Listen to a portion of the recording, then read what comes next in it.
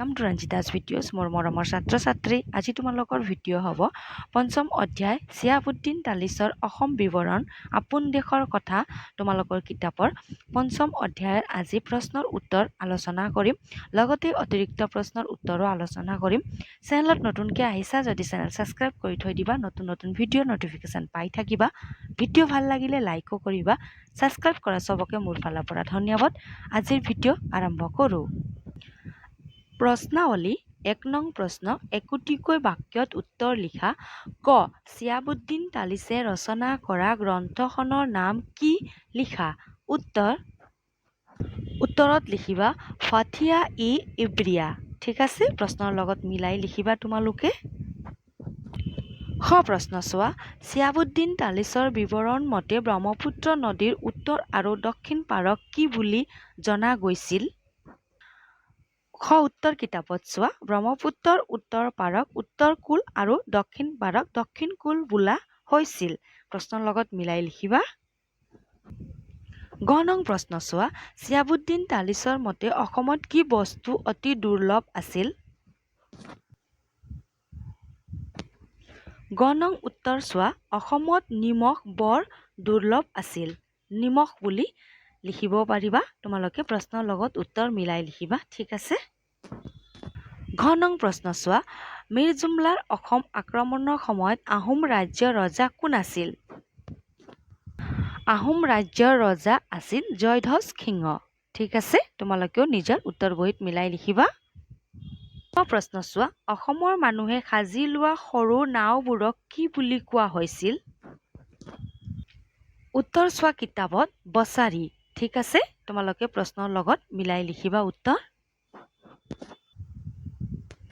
২ নং প্ৰশ্ন চোৱা চিয়াবুদ্দিন তালিছৰ টোকা মতে অসমৰ প্ৰাকৃতিক সৌন্দৰ্য আৰু জলবায়ু কেনে আছিল লিখা ২ নং উত্তৰৰ কাৰণে তোমালোকে কিতাপত চোৱা চিয়াবুদ্দিন তালিছৰ মতে অসম হাবি বননিৰে ভৰা এখনি ভয়াৱহ দেশ বংগদেশৰ উত্তৰ পূব সীমাত অসম অৱস্থিত অসমৰ মাজেৰে সুবিশাল ব্ৰহ্মপুত্ৰ নদী বৈ গৈছে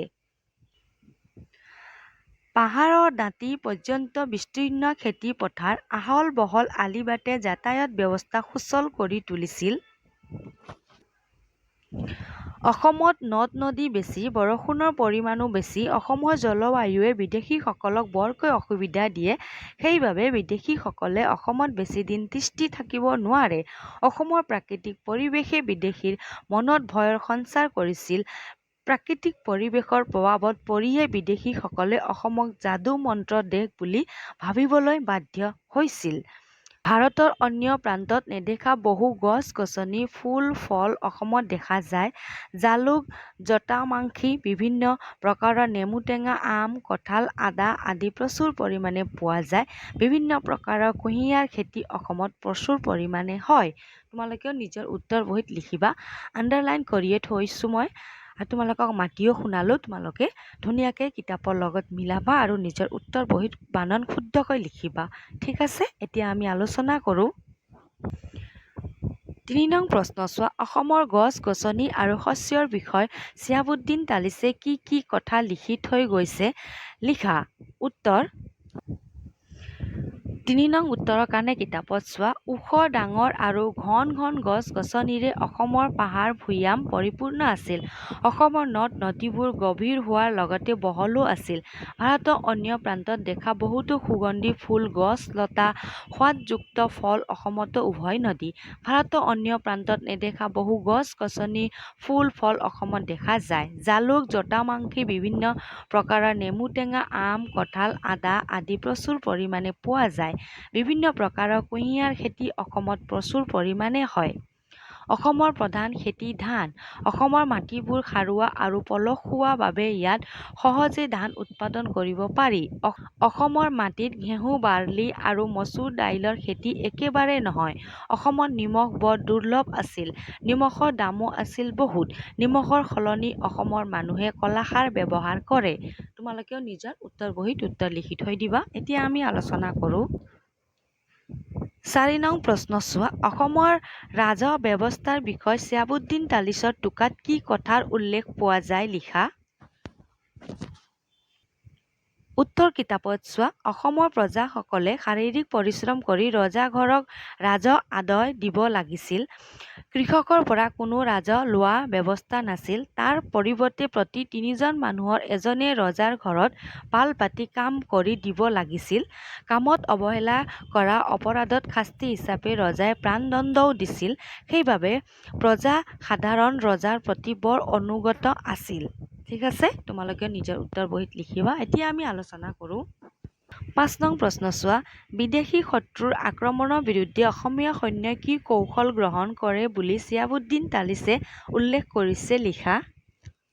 উত্তৰ কিতাপত চোৱা পূৰ্বৰ কোনো বিদেশী ৰজাই অসম আক্ৰমণ কৰিবলৈ সাহস কৰা নাছিল। ৰাজ্যখনলৈ সোমোৱা আৰু ওলোৱা বাটবোৰ বৰ ঠেক আছিল। অসমৰ ৰজাই বিদেশী মানুহক অসমত সোমাব নিদিয়ে আৰু অসমৰ মানুহক বাহিৰলৈ যাবলৈও নিদিয়ে। ভাৰতৰ অন্যান্য প্ৰান্তৰৰ পৰা অহা বস্তু বাহিনীবোৰ সংগ্ৰহ কৰাৰ বাবে ৰজাই বছৰত এবাৰ কিছুমান মানুহক সীমান্তলৈ পঠিয়াইছিল।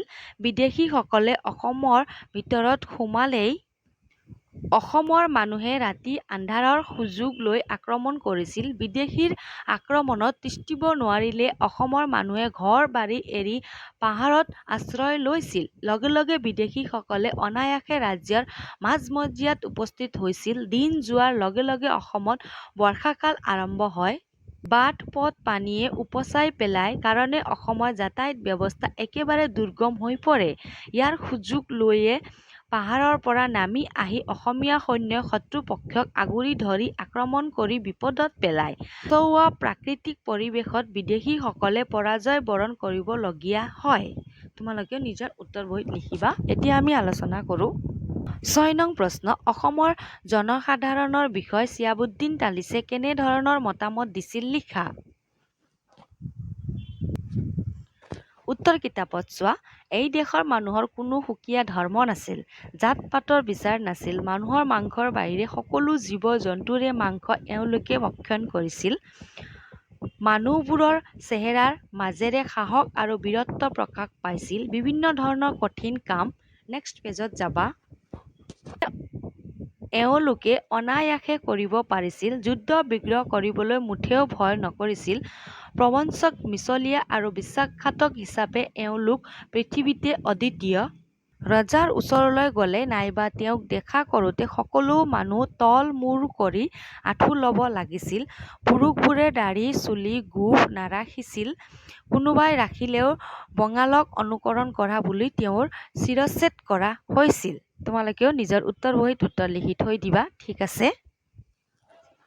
৭ নং প্ৰশ্ন চোৱা অসমীয়া সৈন্যই ব্যৱহাৰ কৰা নাও হিলৈ খাৰ বাৰুদৰ বিষয়ে চিহাবুদ্দিনৰ টোকাত কি উল্লেখ আছে লিখা।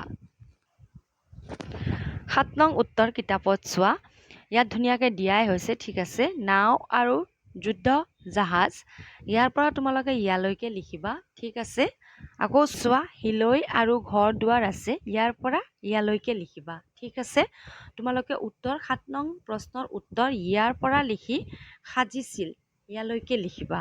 ঠিক আছে, এতিয়া আমি আলোচনা কৰোঁ।